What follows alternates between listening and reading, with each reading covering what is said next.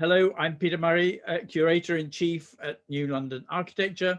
There are a lot of people signed up today. For those who haven't attended one of our events, the NLA is the centre for the debate and discussion of issues relating to the built environment in the capital.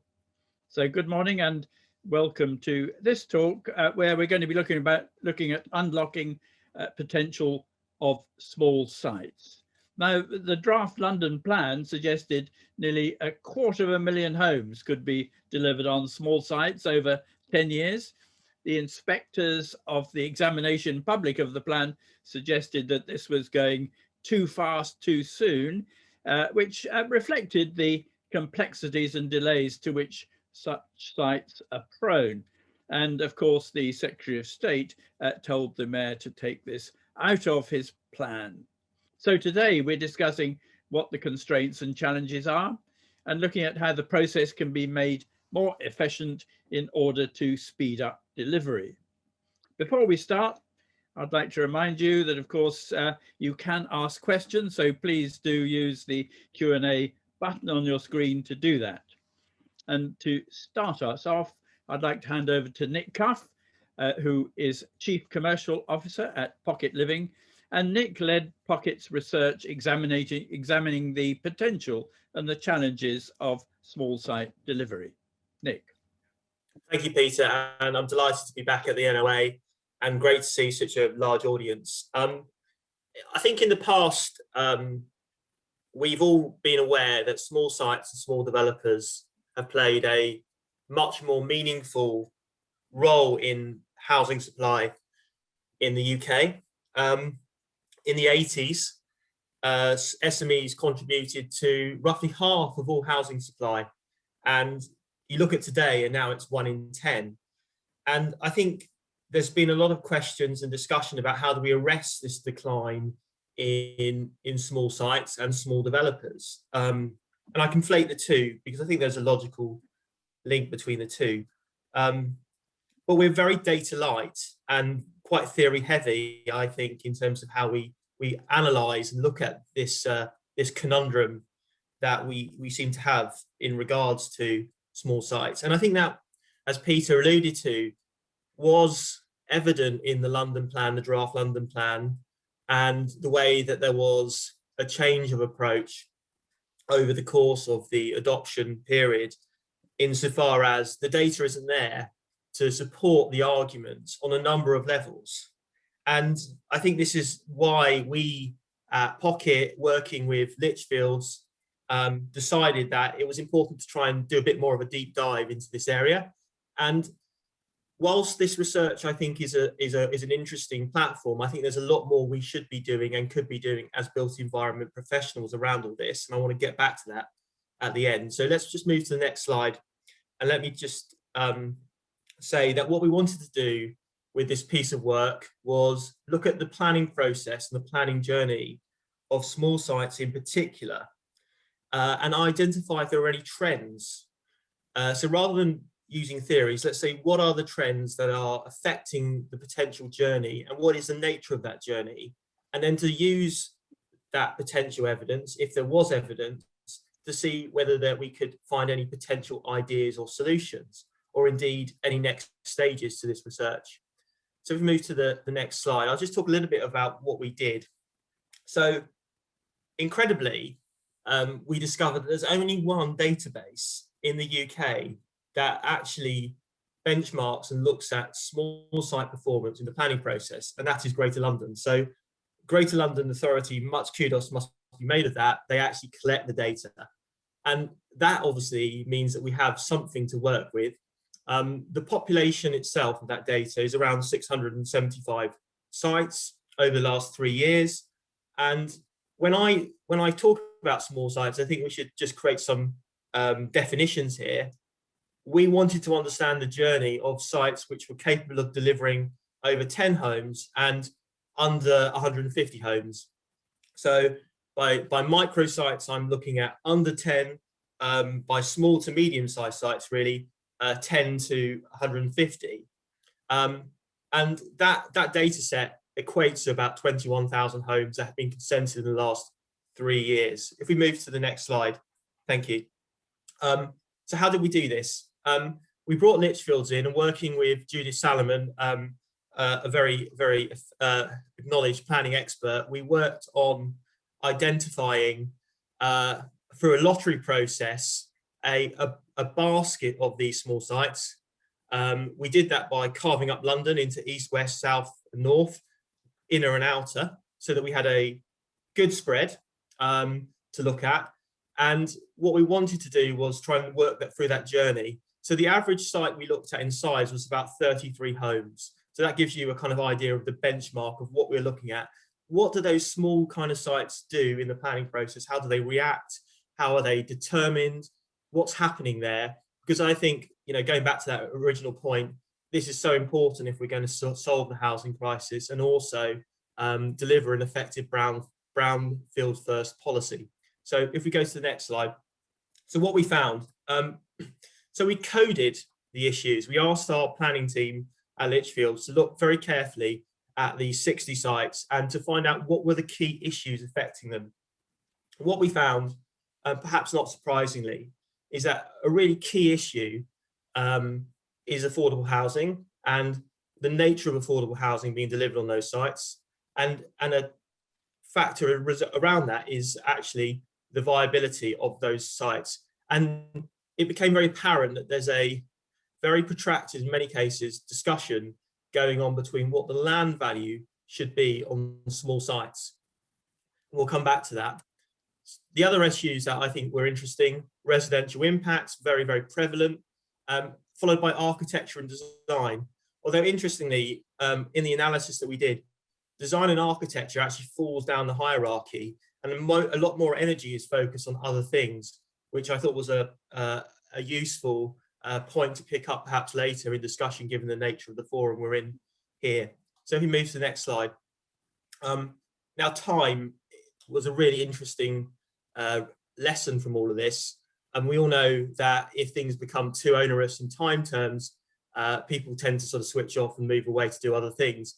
And it became very apparent in the research that small sites in journey time, so these 60 we looked at, were much delayed compared to the statutory timescales. So over 5 times the statutory deadline was what people were taking to get through the planning process. And indeed, a fifth of the permissions were taking more than 2 years from validation to decision. Interestingly, the ones that were not having to do viability were taking much less time, but were still longer than the statutory process that's required. So small sites are taking a long time to get determined in the planning process. We move to the next slide. Thank you. Now, I think there's a really good point here, which the white paper has alluded to in a different way. It was very evident from our research that small sites can deliver affordable housing. And I want to make this point quite clearly, because the white paper the government has published is suggesting that small site thresholds should be raised and fewer affordable homes will be delivered as a consequence. That's not what we found. Actually, they can deliver affordable homes and they can make a social benefit to wider society in that regard.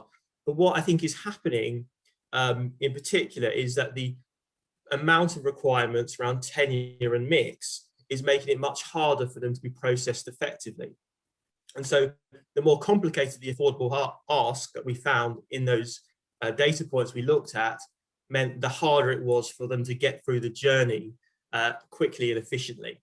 So interesting point there, affordable housing on small sites is possible, should be possible, but actually perhaps the way we're determining them at the moment is where we need to look and how we look at that system more generally. Next slide. Thank you. And then beyond the committee, now obviously 106s have been discussed at great length.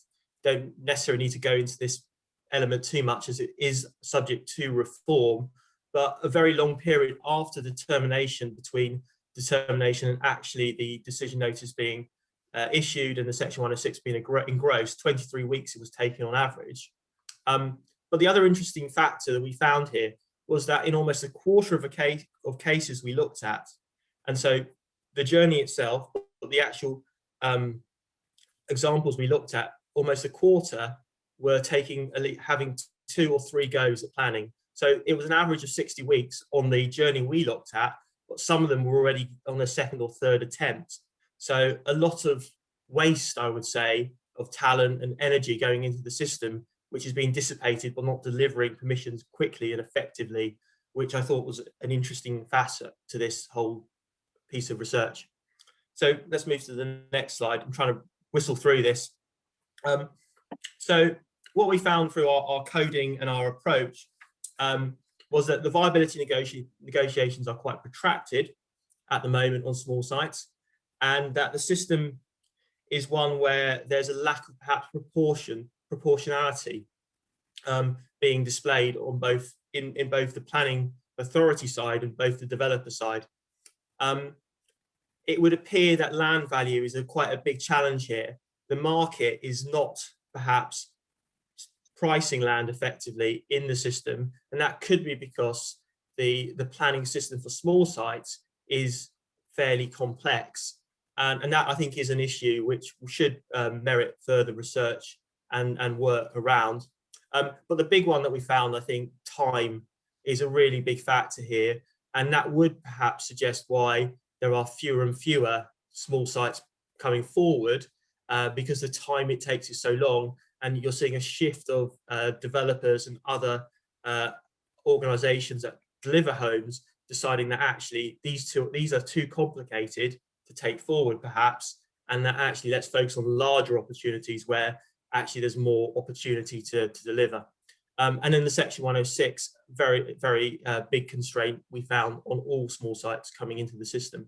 Just move to the next slide. So I'll finish with some quick provocations and thoughts, and we'll obviously come back to this.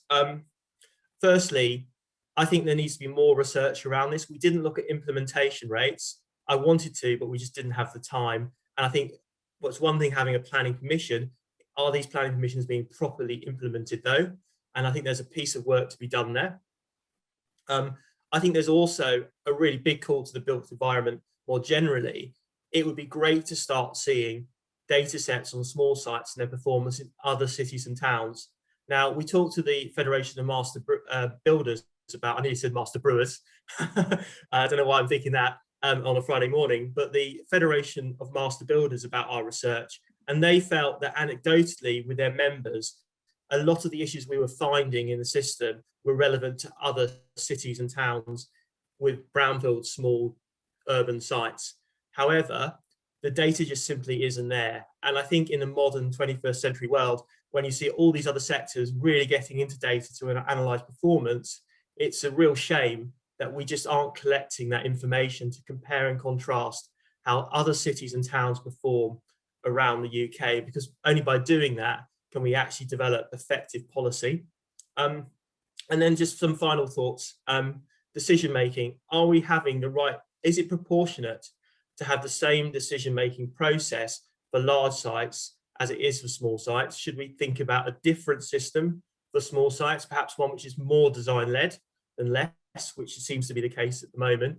And should we have a more effective fast-track system for smaller sites? So I'll leave it there. There were some ideas and thoughts, plenty other ones, I'm sure, but thanks, Peter. Over to you again. Thank you very much, Nick. Now our second speaker is Kuli Mukherjee, and she is a senior project manager at GLA, managing their small sites and small builders program. Kuli, over to you. Great. Thank you, Peter, for the introduction. As Peter said, my name is Kuheli Mukherjee, and I work in the public. Oh, sorry, can we go back to that first slide, please? Thank you. I work in the public land team at the GLA, managing the Small Sites, Small Builders programme. And Small Sites, a Big Vision is the working title of a report that we're due to publish soon about the work we've been doing with public landowners over the last 4 years. So it's quite timely to have this opportunity to speak about some of the things that we've learnt along the way, which of course will be covered in more detail in the report. Can I have the next slide, please? Thank you. So over the next 10 minutes, I'm going to do a bit of a whistle-stop tour of the following things. Firstly, a reminder about why the GLA has been focusing on small sites and the opportunities that they provide. I'll then cover some of the challenges with small sites delivery and how we've sought to address those through the programme. I'll talk about the work we've been doing with public landowners to build a pipeline of sites and touch on some of the lessons learned about finding suitable sites. And finally, we can take a look at an example of a publicly owned site that's come through the Small Sites portal. Next slide, please. Thank you. So we know that small sites have a crucial role to play in meeting London's housing need, providing an estimated capacity of 12,000 homes per year. And a focus on small sites also supports other policy objectives around diversifying the house building sector and providing opportunities to small builders. And their constraints actually often mean that there is a considered look at the site, resulting in a design-led approach, although I do take the point that Nick was saying earlier about how that can be difficult with the kind of issues that Nick pointed out earlier. If I can move on to the next slide, please. Thank you. So, but there are, of course, many challenges with delivering small sites, and I'm sure this list, which you'll receive in the slide pack, will seem very familiar to you. So what I'd like to do is focus on the tools that are typically used for site development, which we feel haven't been fit for purpose. So with site auction, the landowner can't ensure quality or delivery, and the site can be traded without actually being built out. And any affordability requirements can only be met through the planning process, which is also a challenge on sites of less than 10 units.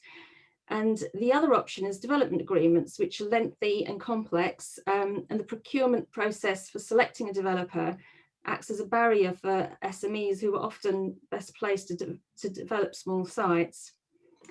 Next slide, please.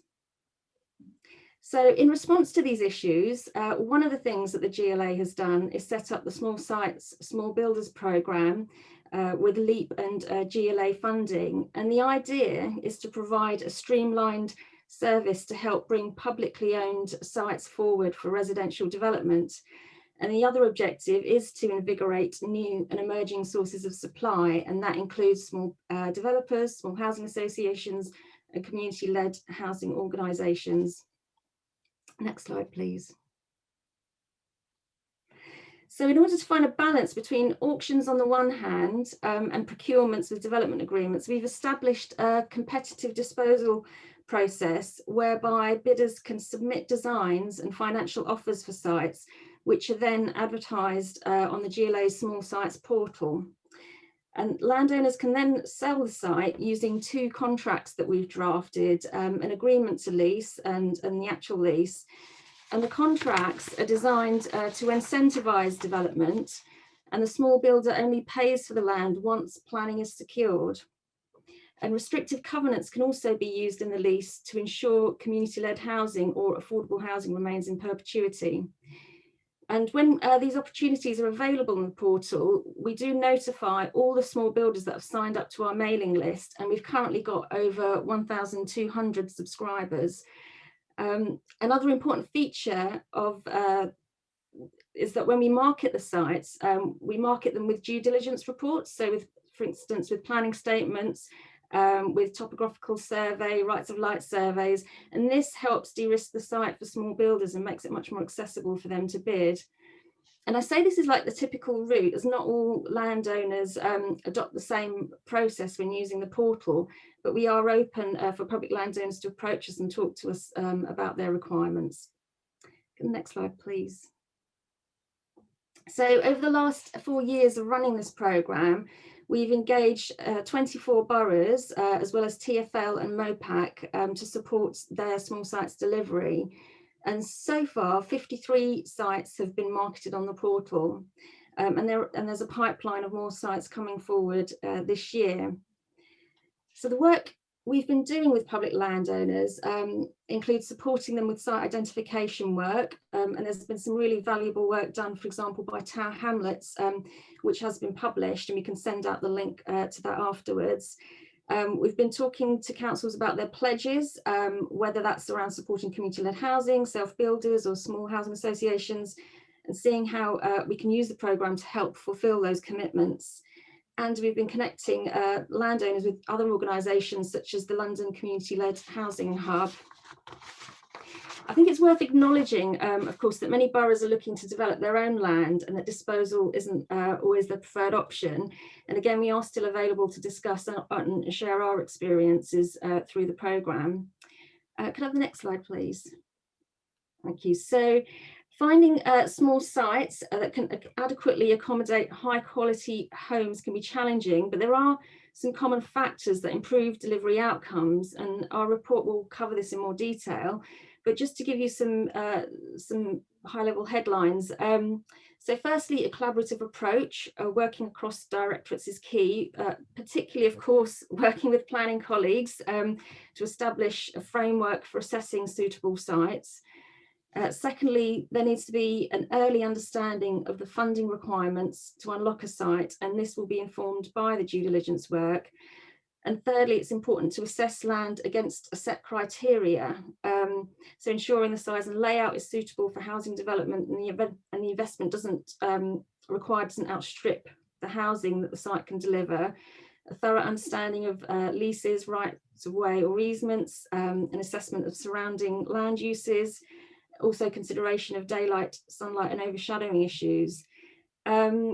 So as I say, there'll be more detail about that in our report, but essentially by following that sort of process, once suitable sites have been identified, they can either be developed by the landowner or marketed through our small sites portal. So can I have the next slide, please? I just want to finish by showing an example of one of the sites that's come forward for development through the programme. This is a TfL-owned site in the London Borough of Brent, and it was marketed in March 2018. The winning bidder for this site was Innisfree Housing Association, and this is their first development in 25 years. They say that they felt able to bid because of all the due diligence that was provided up front, and because they only needed to pay for the land after securing planning, which they got in June 2020. So final slide, please. So as I said, we'll be publishing our report soon to share our learning from the last 4 years. What I have noticed since we started this programme that there is a growing impetus and excellent work being undertaken on small sites across London, whether that's around planning policy or innovative design. And whilst I'm not religious, I do like the Buddhist saying that what you give your attention to grows. And I definitely feel that there are a lot more people now giving attention to small sites. So it's a really kind of exciting and growing area of work. If you'd like to receive our notifications, please sign up to the mailing list or get in touch. Thank you. Great, thank you very much indeed. And now our next speaker is Remy Connolly-Taylor.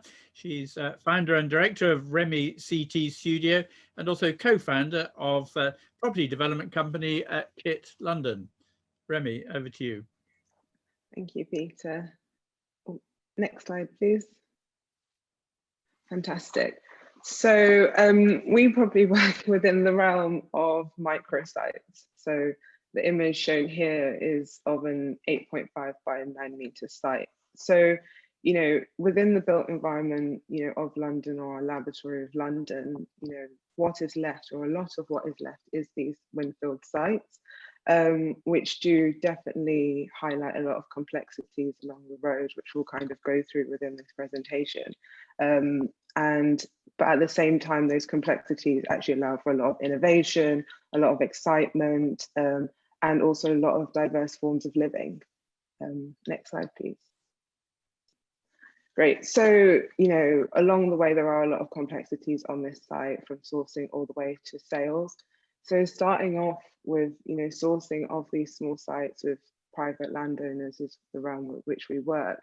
You know, there's getting them to have a good understanding of, you know, the cost of the land, which usually starts off with them having an idea of, you know, the GDV, and getting them to work back and being very transparent of allowing them to come along this journey of really understanding the price point, which happens with them understanding the time period, which was being touched on by Nick, and also getting them to understand the research and also the complexities of construction, and allowing them to understand the buffer that is needed for us to get to the end goal of sales. And that's how we get them to understand, you know, the GDV itself. There's obviously the complexities of the agreement. You know, is it going to be purchased? Are they going to come along with the risk? You know, there's also the process of research and design with the surveys. With a lot of these small sites, there's the issues of, you know, light constraints, you know, potentially arboricultural with, you know, trees. There's also just the understanding of the true volume of the site as well, and where your boundaries line. You know, when you're working with microsites of, for example, this one with Maryland House of 8.5 by 9, every centimetre counts in regards to your area. The complexities of planning, which I know has already been touched on, but it can be a journey, and it can be an exciting one in regards to, you know, making sure getting the planners involved to understand the vision of the lifestyle. It may not be a traditional one. With this particular house, you know, the third of the house is studio space or workspace, which is definitely highlighted of importance throughout this year of, you know, people should be excited about going into the, you know, working environment at home. Making sure that, you know, with these small sites, like we said, every centimetre counts, and also making sure that you're creating, you know, a quality structure means that, you know, doing a lot of research into systems that, you know, save space, also making sure that they're sustainable, also trying to bring in and specifying for local manufacturers and so on and so forth. The main one that I want to touch on actually in regards to complexities is construction. So with a lot of these windfill sites, they're not going to potentially be the traditional layout. And when they are micro sites, there's a lot of complexity around the build in regards to logistics. So for example, with this particular site, with it being so small, sometimes the materials are longer than the site themselves, which means that there needs to be a lot of design around the construction and kind of going, taking building control and the different partners and having innovative contractors to go along this journey with you. With this particular site, there's the issues of, we did a 4-meter basement, and where do you put the earth? Where do you put the toilet? Where do you, you know, there's all these kind of conversations that need to happen, which means that, you know, one of the complexities of these sites is not storage space. You're having to build relationships with neighbors. There's all these small, you know, bits that come or get highlighted throughout this process. And then also throughout construction, you know, keeping on top of quality, you know, you have to bring people along with the vision of creating these exciting lifestyles within these sites, and making sure that you deliver means that you really have to, you know, pay, you know, close attention, obviously, to the you know, the finished detail with your contractors and so on and so forth. And then sales, you know, I think everybody knows that when buying a house, it can be a bit of a process, and it is a process for the other side as well, and making sure that, you know, the house, you know, actually sells and makes sure that the GDV covers, you know, all the risk that has been taken within this journey. Next slide, please. And just kind of going back to, right, so with, I think one of the main issues, you know, actually being able to deliver, you know, these small sites is making sure that the conversation is very strong. I think that when it comes to elements such as working with these micro sites, is that, as you can see on some of the images that are shown, when we show people these sites, they're like, no, that's a car parking space, or, you know, that's a single garage. I can't visualize the home is where that's going to be. And each one is going to be a prototype within these sites, because each site has its own complexities with folds or how it aligns to the streetscape itself.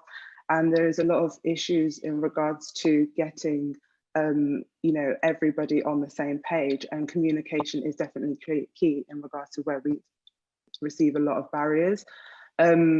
With us, you know, being a developer, it's making sure that the designers understand the risk that is happening, and with the designers discussing with the developers is allowing them to see the vision of it, maybe potentially a different form of lifestyle itself.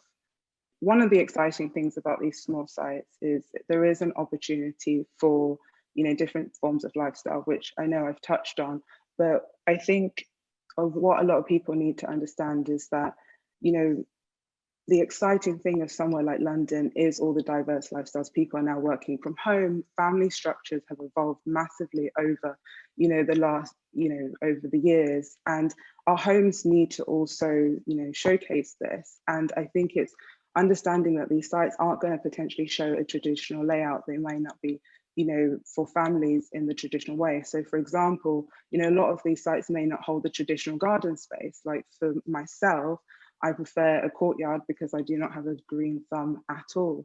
And that, has to be considered. The idea that, people are living with, enjoy things like rooftop gardens, or it might be the fact that they, need to have more workspace at home, which has obviously become such a big thing. As you can see within this site, for this Presidents of Maryland House, the top floor is a studio space that has a rear garden of a terrace.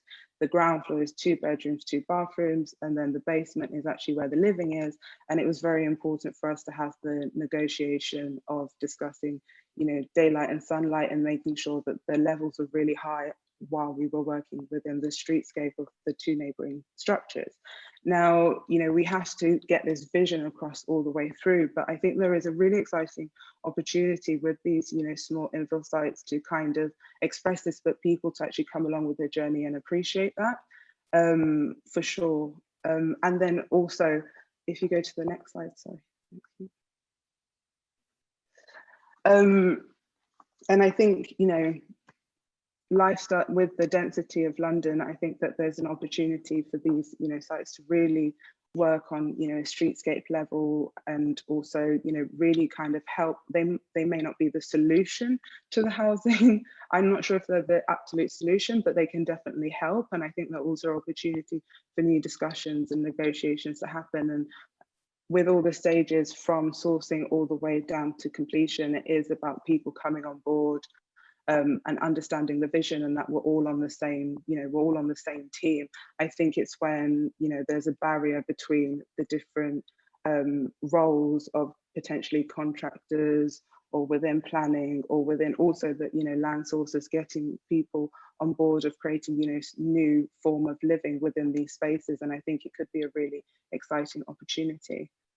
And these are some of the schemes that the studio are looking at within, small sites themselves, to create the new. Thank you. Thank you very much, Remy. And now we're going to have a bit of a discussion. We have a panel, and our speakers have been joined by Jonathan Martin, who's Director of Inward Investment at Waltham Forest, and Caroline Dove, who is a partner at HTA Design. So before we go to the audience questions, Jonathan, perhaps you could just share some details with us about how Waltham Forest is unlocking small sites for investment and development, and the sort of barriers that you've come across. Thank you very much for the introduction, Peter, and good morning, everybody. We've been looking at how we can make the best of the assets that we have within the borough, and a significant part of that are smaller sites. The whole thrust that the borough is looking to achieve is to deliver a mix of housing tenures, sizes, and also make sure it's pan-borough in terms of across the widest borough impact. What that means for us is that we've had to consider how much pipeline of housing has come forward over the last few years, and certainly prior to 2020, the delivery of housing was a pretty much 50-50 split between smaller sites, and by that I mean sites below 50 homes, and larger sites. And clearly that means there's a significant amount of investment that needs to go into delivering these smaller sites. How are we addressing that in terms of moving forward? We've been looking at our assets. We've been looking at how we can undertake 2 things. One is a strategic asset management plan, where we look at a complete review of all the corporate assets, the council owned assets, and how we can take those forwards. And clearly smaller sites form a part of that. How can we make sure we delivered that to the market in terms of the potential to bid for those sites?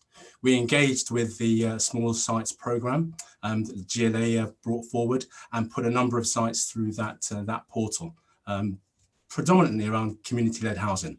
That was the first approach. And we're working through one of those sites that we tendered through that process in terms of being selected and moving forward. We did find that one of the sites that we brought forward didn't quite get the interest that we had hoped. So again, we'll be looking at how we can take that back into consideration and potentially bring that back to market. So that's dealing with the GLA and picking up on comments that colleagues have made. In terms of what that means for us around other opportunities, we've had to make sure that we've got a way to deliver these sites. And what we've found in terms of opportunities is how we can work on the constraints.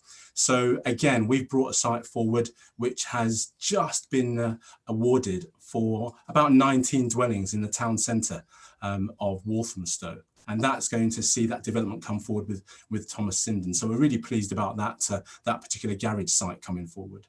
And again, as Remy said, there's lots of constraints that need to be undertaken. We've looked at some of the sites we've been bringing forward, and they've got abnormals such as substations that need to be addressed in terms of being relocated. We've had some sites that have had gas pipes that would need to be relocated as well. So again, these are practical impediments to moving forward some of these sites. I think in terms of strategic imperative, though, we are making sure that we can move forward on a far more embracing approach. So we are looking at a estates capacity review, and that's looking at all the estates across the borough.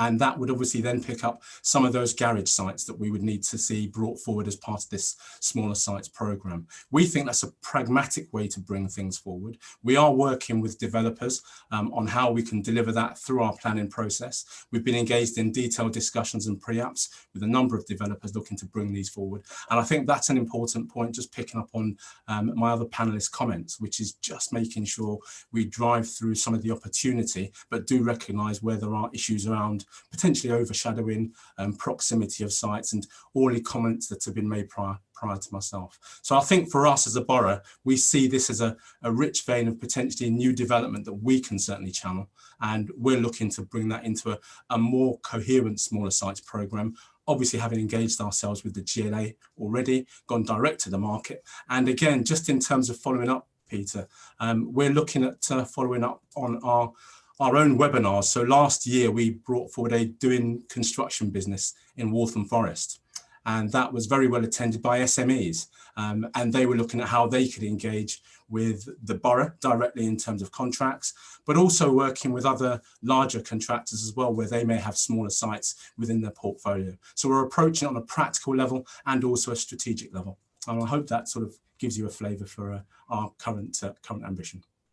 Great, thanks, Jonathan. And now, Caroline, I mean, you've recently completed quite a few small sites in Croydon. What are the sort of challenges that you can tell us about there? Well, we've done quite a lot of housing in not only Croydon, but also many outer London boroughs and even out of London. And I have to say, we have had a very positive experience of small sites. Although we have worked with Nick on West Green Place. So our sites are at probably a slightly larger scale. The most complexities and challenges come with the smallest sites.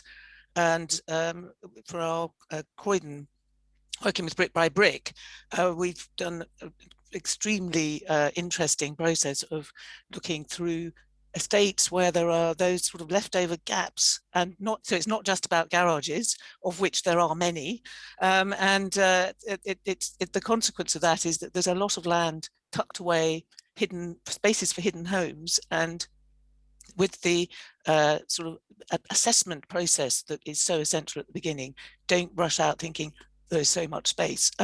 There are the constraints, as people have been mentioning, but there's a secret substation tucked away at the back of the site that needs a way leave and access to it. There are trees, and mostly those trees are on adjoining neighbours' properties. So and in fact, trees can be an asset to your site. I don't know if people know that there's a small site stuck at Highbury Corner where a lot of people have set up a camp to stop the trees being felled. That is probably the most extreme experience of any site I know about, of people preventing development happening. And in Croydon, the key there was to actually talk to the residents. Engaging with people right the way through is essential to the success of small sites, in my view.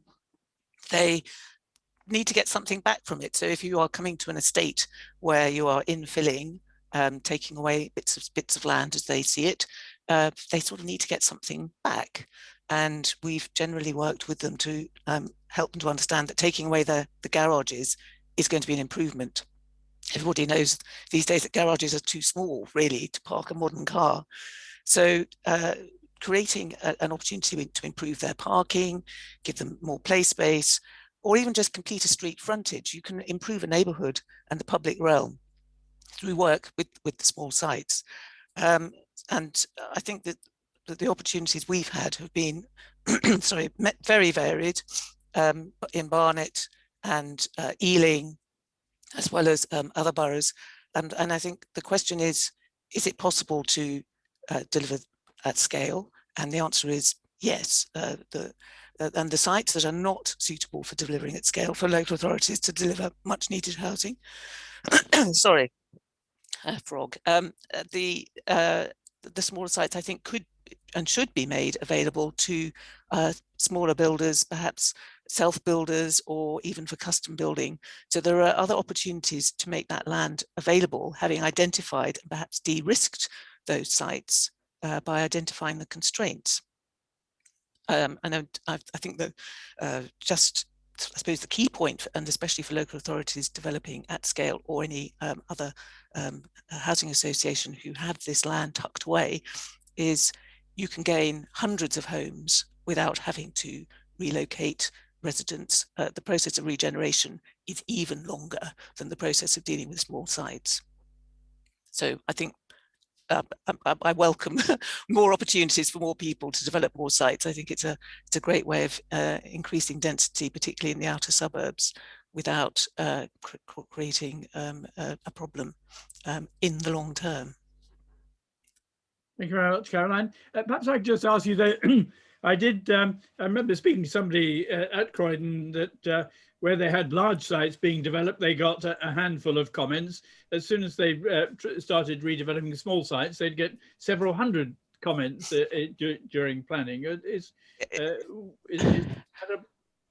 Yeah, I would have to say that is definitely our experience. And having built for others in Croydon, people may be familiar with our very tall George Street building. I don't think we really had very many objections to that at all. But we had many hundreds of people signing petitions in sites in Croydon saying, you're taking away our parking, you can't do this, it's too much. But actually, once you've gone through the process and made their parking work better, at the end of the process, I think they're happier, because in the end, the place looks so much better and works better for them.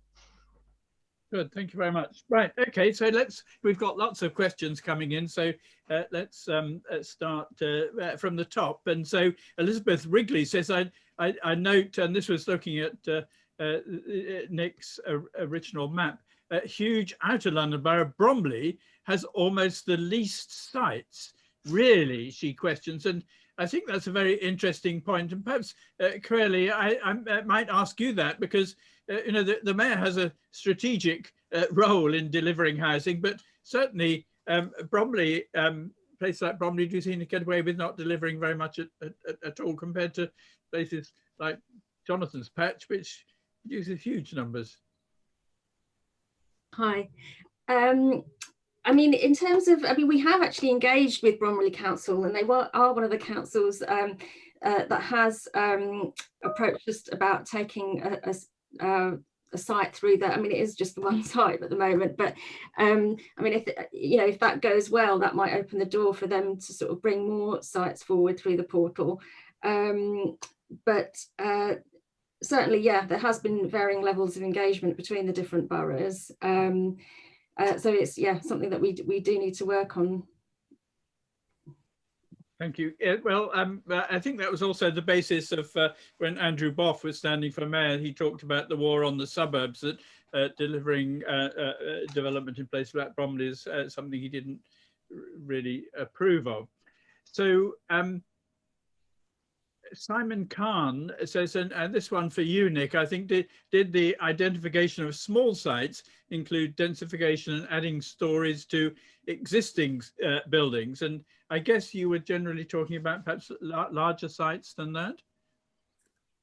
Yeah, I think that's right. I mean, but the population data set that exists does include those sites as well, and so they were part of it, because obviously you might have a shed or a unit, and then there might be some ancillary land which has been brought forward for a planning permission for a scheme. So it does include those kind of proposals in the planning process.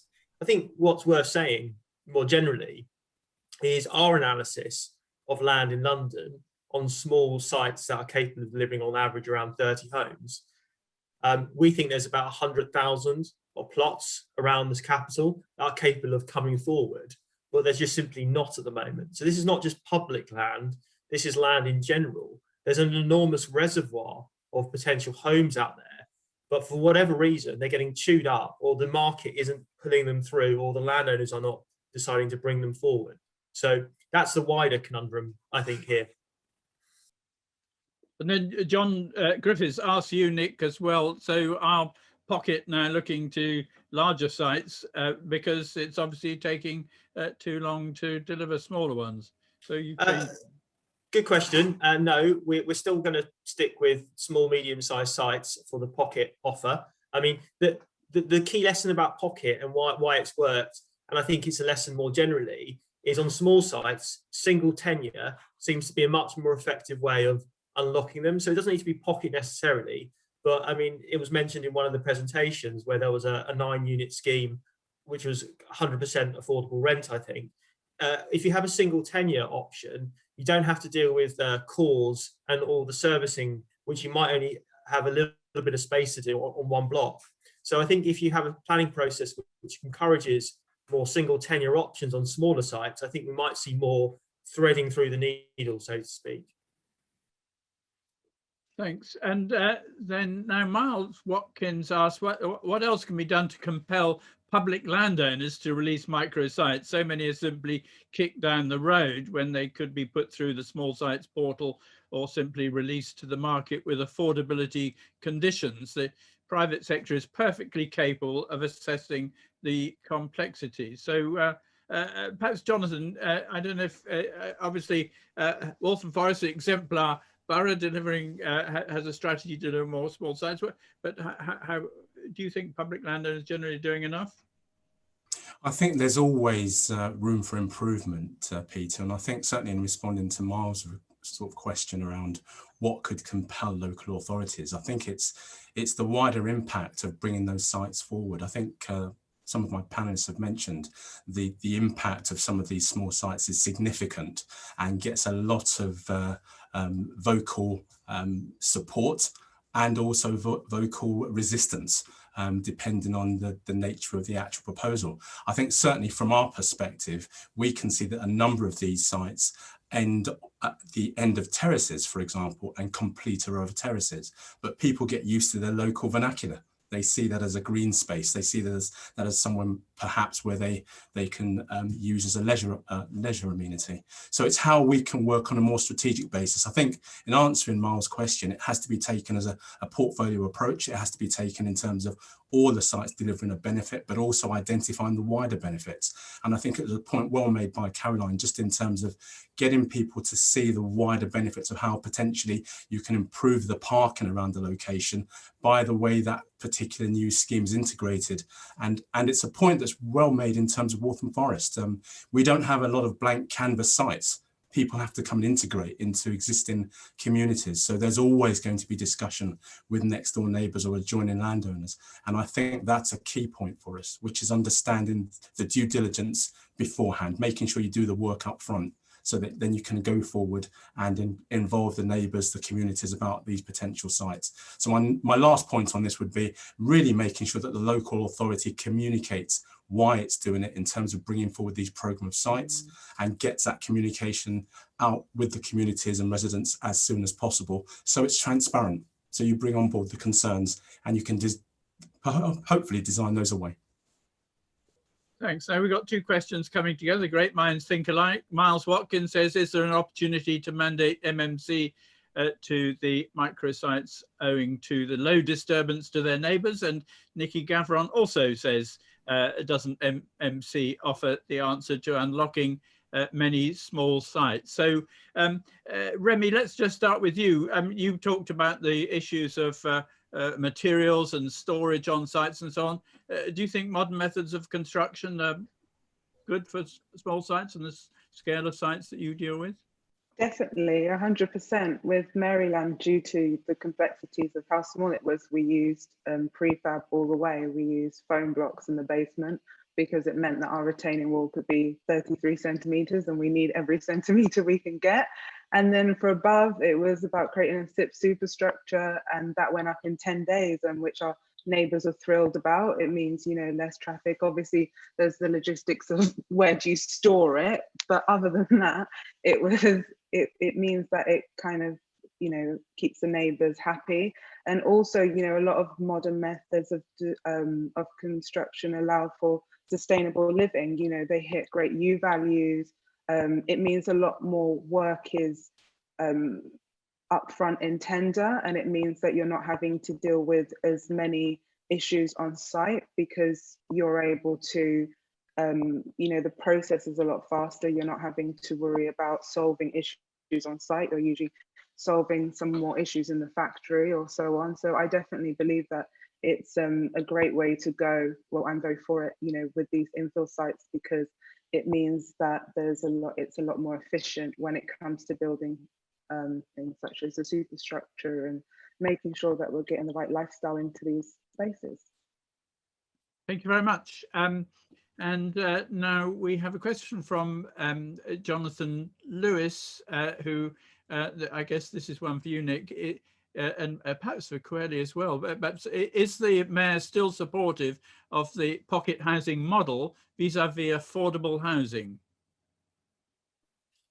Thanks, Jonathan. Yes, he is. And we just got our stage 2 through on one of our larger schemes in Jonathan Martin's borough a few weeks ago, which we're delighted about. And the Mayor's programme is extending our funding to deliver, and they see us as one way of bringing forward these more challenging sites and making a housing contribution. So yeah, no, I'm delighted to say he still is, and we very much hope we'll be coming to Merton, Jonathan, at some point.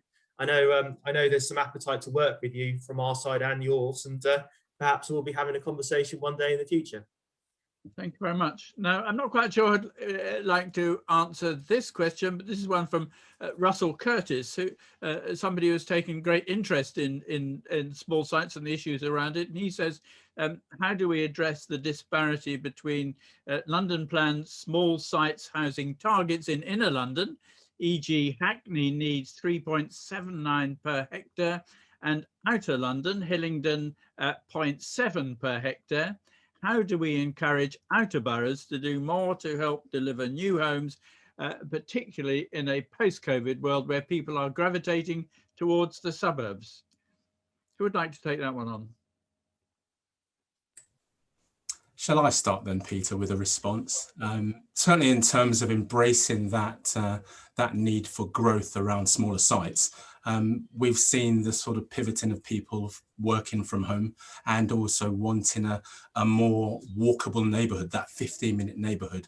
Within the approach that Waltham Forest is taking, there's a big push to identify sites that deliver far more around integrated housing. So the smaller sites programme is something we'll be looking to push even harder than we have to date. I think certainly in terms of the halo effect, that greater London versus inner London area, again, we're looking at how we can capture the economic benefit of the local populace remaining local, you know, the hyper locality, shopping local, working local, and also living local. We're also looking at how we can obviously provide supply for our younger residents as well. We're a relatively young borough, so again, you know, we're really pleased to have Remy and Nick in our borough delivering, and it's something that I didn't want to say before, but as Nick brought it up, you know, we're pleased to see this sort of pipeline delivery coming forward, and Remy's been very involved in talking to us about how we can bring forward smaller sites as well. So I think it's about really extolling the virtues of looking at these sites, making sure that you can actually bring them forward, but engaging the communities at an early point. And I think that potential communication will help ease some of the sort of political big P issues. In terms of on that point, the political agenda is also quite key. So when you've got a borough such as ours with Councillor Coggill as the leader, our deputy leader and chief exec embracing growth, that therefore means you've already got the certainty that your investment coming into our borough is going to be protected and nurtured. So I think that's a very significant point around that political desire to sort of embrace growth and look at how you can integrate that as part of a wider offer to your residents and communities. Thank you very much. Caroline, are you putting your hand up then? Well, I was just going to add a quick note to very good points made already, which is the opportunity in the suburbs is for more homes for older people who are currently living in homes that are probably not suitable with stairs and becoming difficult to manage, and that by actually taking advantage of the infill sites and increasing density, we can provide far more homes for people who need a much more accommodating places to live. So I think, in answer to Russell's comment, I think local borough policies do need to reflect the need of the local people, and homes for older people, or at least more adaptable homes. They don't all have to be specifically for older people. I think they just need to be more adaptable for the future. Thank you very much. We just got a question from somebody saying, will slides be circulated? Where speakers are happy, we do make them available to people attending. So you will send a note out regarding that, where you can access that on our website. Ranjit asks, with the zero carbon targets fast approaching, the importance of small sites to contribute towards the goal cannot be overlooked. How do small site developers like Pocket approach the issue while making a commercially viable site and providing affordable housing? I'll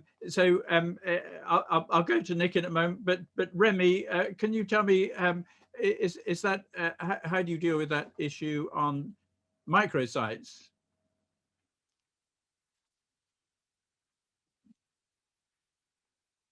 You need to unmute yourself. Sorry, trying to find it. In regards to with affordable housing, with microsites, obviously we're under the threshold, but in regards to making them commercially viable, I think that was about us bringing people along with understanding the full journey from the beginning.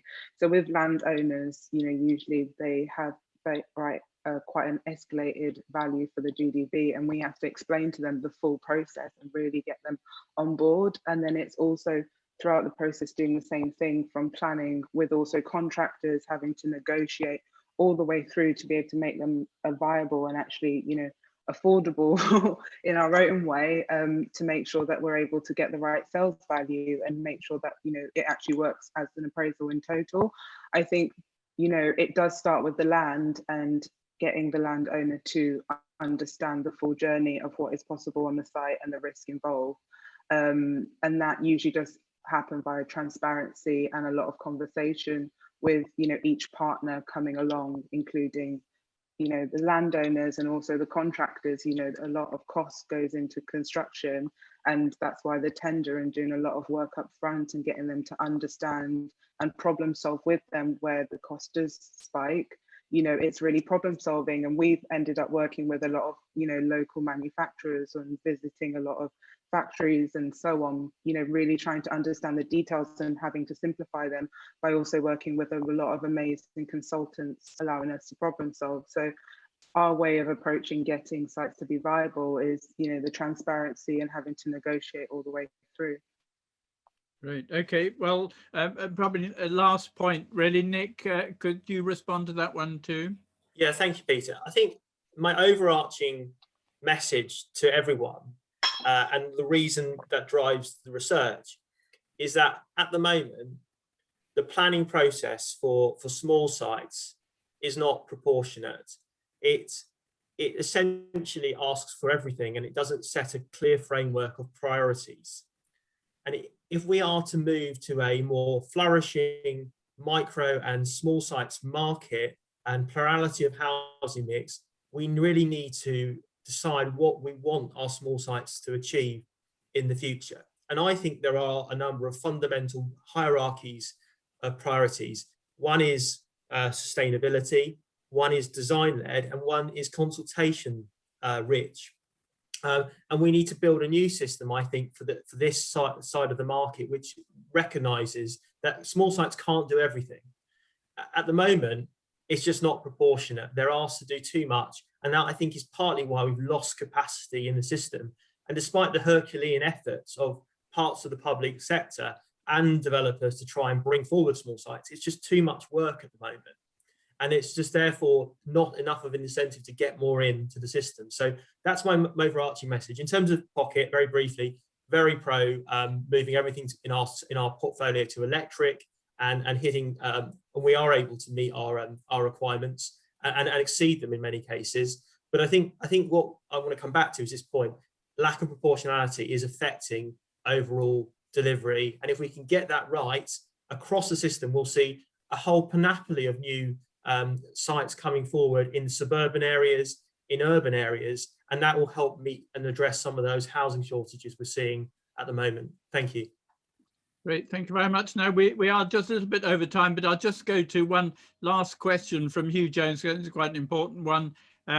Hugh says, great presentations, and a question for Kweli. The Small Sites, Small Builders funding program is really welcome to support